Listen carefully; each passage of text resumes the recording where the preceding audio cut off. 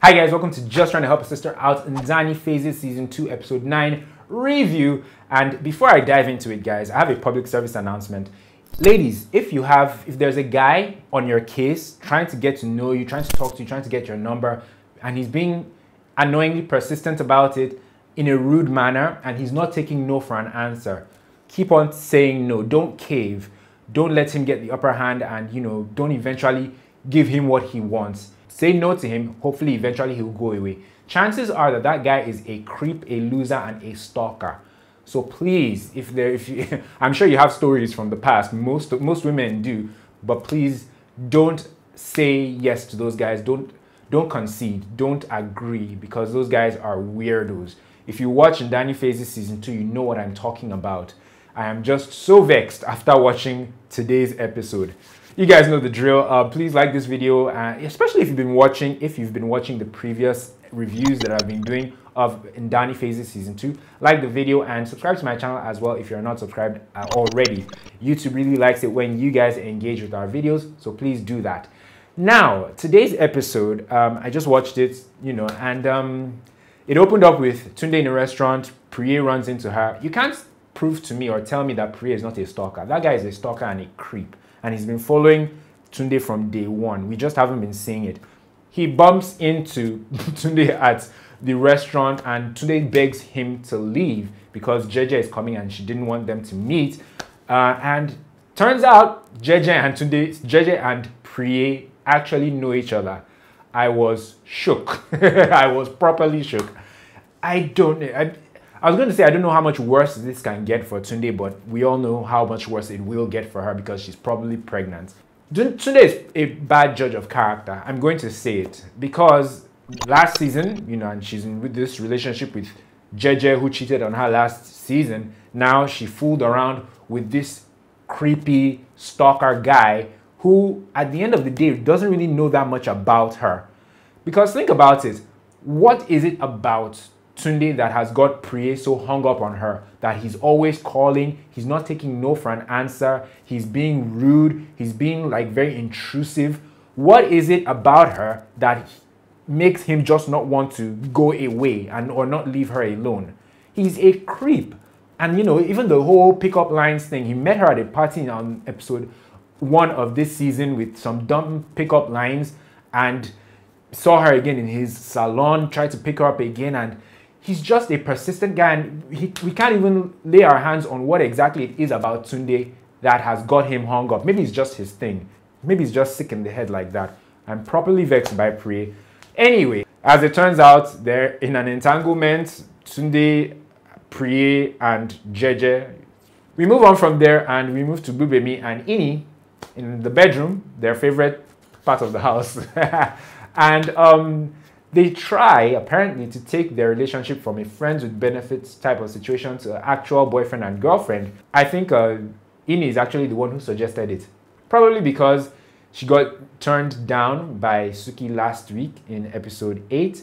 So now she apparently seems to be one of those girls who just has to be in a relationship or has to be with someone to feel appreciation or to feel loved or to feel valued or valid, which is very sad and unfortunate. Ini really needs to see a therapist. I think she has self-esteem issues. So she tells Gbubemi that, look, would you be my boyfriend? Which was quite bold of her, but seeing her motive or where she's coming from with that request, it's not so admirable after all.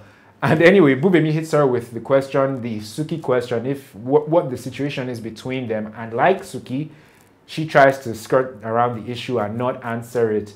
And she asks Gbubemi again. She tells him, I'm not going to ask again. Will you be my boyfriend, yes or no? And our guy, Gbubemi, did the right thing and he said no. Kudos to him. Because he knew he'd just be forestalling or delaying the disappointment and the heartbreak that would follow later on. Because he's right to think that both of them are not over each other. And there's no point him being in the middle of all that. He shouldn't have even been in this relationship or in this situation to begin with. But yeah, he did the right thing by saying no and turning Ini down. So Ini has gotten a rejection last week and a rejection this week. And I couldn't be happier. So yeah, she leaves his room and goes into the living room where Suki was consoling. I think at that point he was consoling Tunde, who was crying from just thinking about her situation with Preye, she just got off the phone with. That scene where Suki was consoling Tunde was very reminiscent of last season, around this period last season, where Suki was consoling Tunde after she found out that Jeje had cheated. So history repeated itself again today, and I guess it's just more ammunition for us who believe that at the end of the day, Suki and Tunde are going to get together. So much so that one day even questioned Suki about it in that same living room after Ini left. It's very evident, everyone else can see it, but probably except two of them, that Suki's is the shoulder that Tunde cries on. They're friends, all right, but the bond between them is dangerous. But anyway, back to Ini. Ini wanted to talk to Suki privately, and Suki said, no, whatever you want to say to me, you can say in front of Wande. And since Wande didn't leave or couldn't leave, she decided that she would leave and she'd talk about it with him later. I really don't know what Ini is going to do. I hope she doesn't do anything drastic, because women like Ini who need that attention or need a man or somebody to validate them, seeing that she's in this situation where she's been rejected by two friends, she may turn to or go to a very dark place. So who knows? Maybe next week we may see some very dark moments with Ini. And Wande and Suki, kudos to Wande for challenging Suki, especially at different times. If she gets a vibe, she's not afraid to speak up. Kudos to her for that. At least now Suki can't say he's not aware of, you know, the relationship between himself and Tunde and how it makes his girlfriend, Wande, uncomfortable. So who knows, before the end of the season or by the end of the season, maybe Suki will have to move out because of how his relationship with Tunde or his friendship with Tunde makes his girlfriend uncomfortable. And there's also the Ini question as well. So he may just have to move out. Interesting episode. The Preye and Tunde and Jeje love triangle was the highlight for me, and I was surprised by how upset that made me.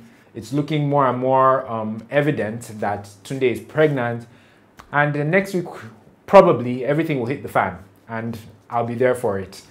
Anyway, guys, if you enjoyed the episode, please let me know if you enjoyed it, what your favorite or most interesting aspects of the episode were. Let me know in the comment section below. Let me know what you think will happen next week in episode 10. I think we're on episode 10 now. And lastly, if you liked this video, do me a favor and click on the like button as usual, and subscribe to my channel if you're not subscribed already, and turn on notifications, because if you don't turn on notifications, good old YouTube will not notify you whenever I drop a new video. Believe that. Anyway, thank you guys so much for watching. This has been interesting. Remember what I said at the beginning: if a guy is persistent and he's rude and he doesn't take no for an answer, keep saying no or report him to someone or flee, because those guys tend to be a screw loose. Thanks once again, guys. I will see you next week for the episode 10 review.